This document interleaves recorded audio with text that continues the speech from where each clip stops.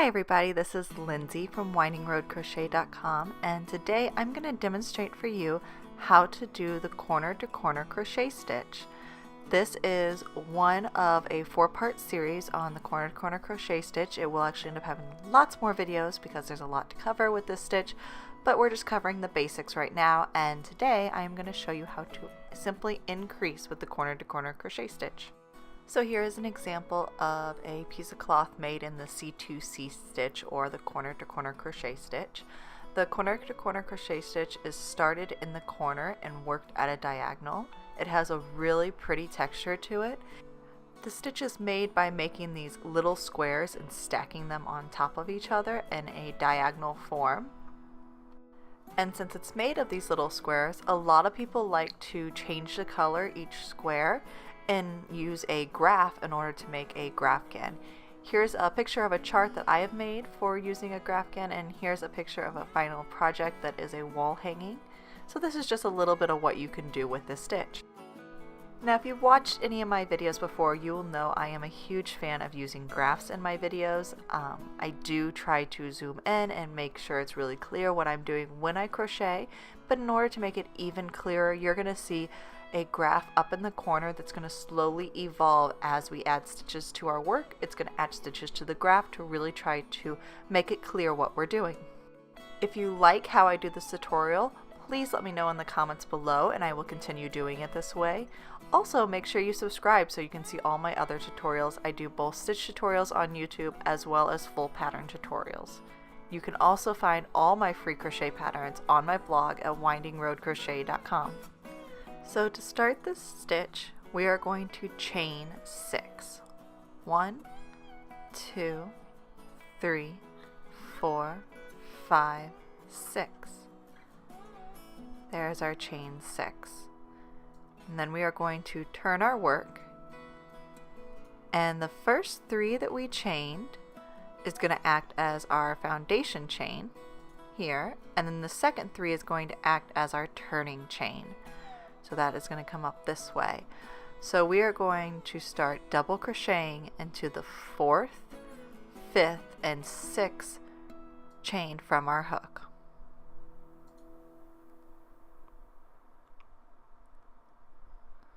So our first double crochet, and we are working into the chains here. Second double crochet, and then our third double crochet, working into those 3 chain that we've left as our foundation chain. So that is our very first square. It is going to be the corner square of our work, and then we will start working up in a diagonal. So our second row will have 2 squares, our third row will have 3 and 4 and so on. So to add another square to our piece of work, once again we are going to chain 6. Anytime you chain 6 at the beginning of the row, it will be an increase. There's our 6th chain. We're going to turn our work, and once again you're going to see how the first 3 that we chained are going to act as part of the foundation chain, and then the next 3 are going to act as our turning chain. So again, we will go ahead and we do 3 double crochet into the 4th, 5th, and 6th chain from our hook.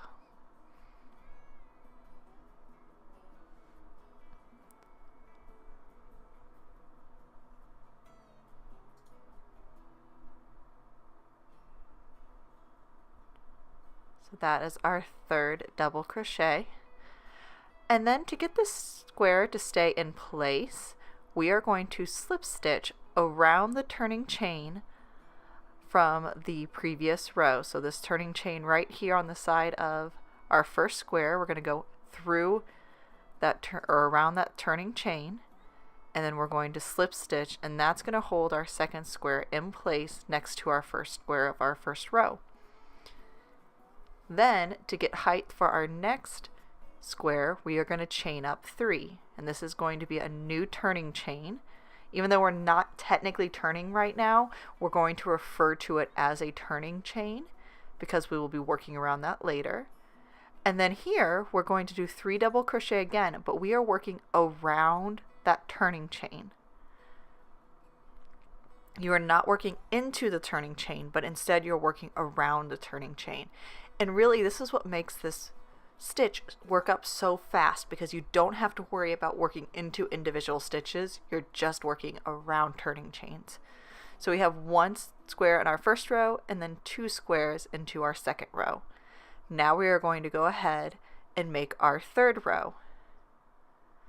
So to start our third row, we're going to add another square, and in order to do that, we'll chain up 6 once again.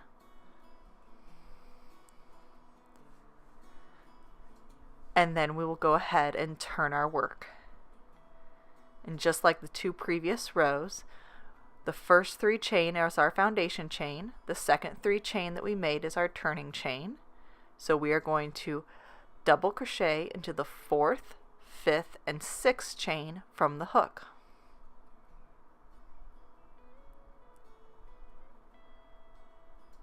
So that's into the 4th chain from the hook. This will be into the 5th chain from the hook, and then to the 6th chain from the hook. And so another thing you'll notice is on row 1 we only had 1 square, row 2 we had 2 squares, and in row 3 we'll make 3 squares. So now to attach this row and this square in place, we are going to make a slip stitch around that turning chain. And that slip stitch will hold this next row in place. So real quick, we're going to take a look at what we're doing.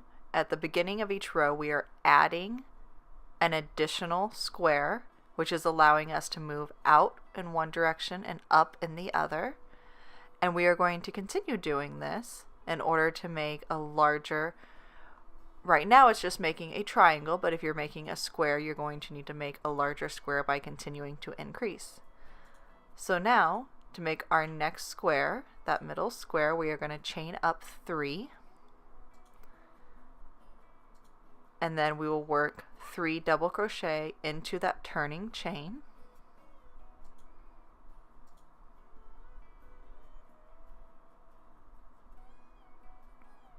And I really like doing this. It almost feels like we're working up steps. It just makes it a little more interesting than working left and right with a regular stitch. So now we'll work into the next turning chain to make a slip stitch and hold this middle square in place. We'll chain up 3 to continue moving up in that direction. And once again, work another 3 double crochet into the turning chain.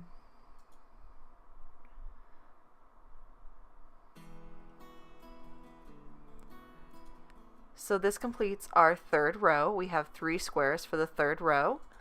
I am going to go ahead and do a 4th row, and you'll see how this will continue increasing in size. But while I do this 4th row, I am going to give you a little less direction. I'm going to work a little bit quicker.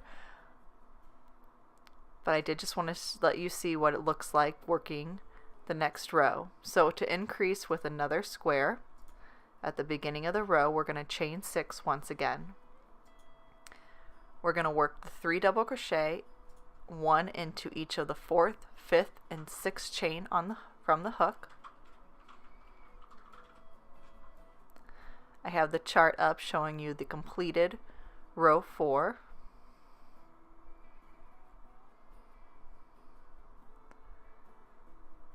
Alright, we will slip stitch to the next turning chain. Chain up 3 to make our next square. Put 3 double crochet around the turning chain from the previous row.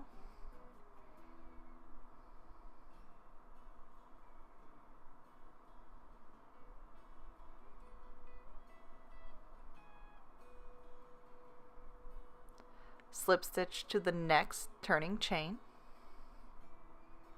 Chain up 3. 3 double crochet into that same turning chain that you slip stitched to.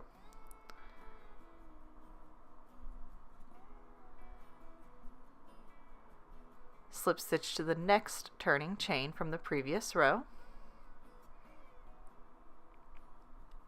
Chain up 3, and then 3 double crochet into that turning chain. And there you have it. There's your 4th row, and there are 4 squares in the 4th row. And then you will keep repeating that technique to make this swatch larger. So if I wanted to make row 5, I would go ahead and chain 6 again, turn, and then work into my chain, and then start working each square until I get all the way to the top, and then do 6 and go back and forth and back and forth. So once you learn the repeat, you can go ahead and make this as small or as large as you want. So right now, if you wanted to, you could go ahead and go to the next video and learn how to decrease and make a small little square. Or I have 2 practice patterns that you could make up that only require using the corner to corner increase so that you can practice this technique. You can find link to these practice patterns in the description box below. I really hope you enjoyed the first part of these tutorials, and make sure if you did that you like below, comment and let me know what you thought of how I do my tutorials, and definitely make sure you subscribe so that you can see more of my tutorials in your feed. Until next time.